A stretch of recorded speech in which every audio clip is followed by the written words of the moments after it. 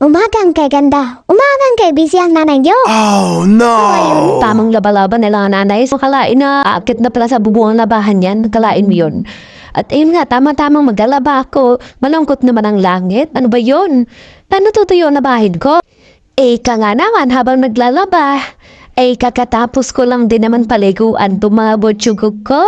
So, ayan po, naka-number 4 pa yung isa, tsaka yung isa kong butsyug ko. So, yung isa lang po ang pinaliguan. Diyan yung maliit lang, kasi yung malaki, ayan po, may naramdaman. So, yan po yun. Yan, batang yan, kahit nabusog yan, di pa rin tumitigit sa kadide. O siya, manamars, ayan na naman tayo. Habang natapos na magligo yung dalawa, nag-ikot yung washing, dito naman tayo sa bote. Ano ba yan kasi? Diba? Hugas natin, tamang may kusnikos lang yan. Babanlawan natin ng maigi yan. Pero, kalain niyo yun, habang nagbabanlaw, naririnig ko na umiyak yung butyo ko'y kumaliit. Akalain mo yun? So, yan, mamadali na natin yan dahil nagdagawa na yung bata. Ano ba yan kasi? Bakit ba kasi nag-iiyak habang nagdabanlaw si mama ng bote? Ayan tuloy, minamadali ni mama pag mikos-mikos siya mga bote. O tingnan nyo yan o. Habang nagmamadali, reaction din ang mukha ni nanay nyo, hindi ni maintindihan. Parang ewan na rin yung mukha niya, no? Pati kilay, nagtinaas-taas na rin. Ko alam, parang ewan na dagat na maalon-alon. Mayroon na nga. So nga, magrabing makamikos-mikos ng nanay nyo ng mga bote na iyan, 6 na piraso lang naman yan. Ayun, so, baka nag-expect kayo, ang toothbrush na ginagamit ko dyan ay gamit na, ay naku po, hindi po, bago po yan. Diba?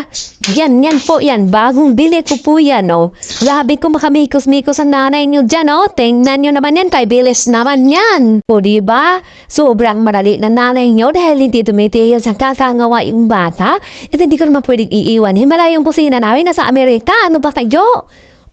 Diba? Katapos lang yan, inaayos ko yan, dahil nga, nagbabanlaw na ang nanay nyo, tamang madali na naman ang nanay nyo, at buti naman tumigil ang bata, pero hindi pa rin tinigil, madali na nga, na yung kamay ko dyan kakabanlaw. Ano ba yan? Hindi ko nga alam kung nabanlawan ko ng maigi yan, basta may na madali ko yan, pag mikos-mikos yan, banlawid ko dyan, Okay, natapos naman ang nanay nyo mapanlaw ng buting yan, ilalagay natin dyan, at mayat, ating mapakuluan, mapasabawan, may mahigop man lang tayo. So, natapos naman natin yon, so sisilipin natin ang ating binalawan, ay labahin pala. Ngayon, ang langit talaga ay dumidilim. Sumiiyak talaga, parang broken-hearted talaga siya. Kaya natapos man natin yung hugasan natin, so dito naman tayo sa ating labahin, tanggalin na natin, magkamasubrahan at wala na akong maiahon. Sa kakaikot at naghilo-hilo na sila dyan sa loob.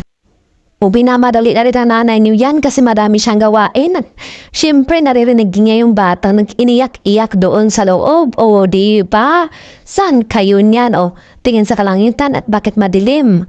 At ako'y habang naglalaba, bakit ganun ang langit? Malungkot. Ika nga naman, sa sobrang busy ng nanay niyo, hindi na binabanlawan at dinaglulunod na lang yung mga labahan sa washing. Bakit ba? Hindi naman yan sila nagtatalo dyan. Awan ko lang, naihilo lang naman yan. Ika nga naman. Yan. Naku, yung batang yan, paano talaga yan? Pabeda talaga yan, Sos Mario, sek naman yung batang yan. Kala mo pagkagaling-galing yung zone. Bilisan mo na bakit ikaw na maglaba. So, hindi tayo matatakot maglaba dahil ang aking sabon na Ariel. Powder yan. At kita yung mga bada. Maputi ang ating labahin na charot. So, yun lang. Thank you for watching.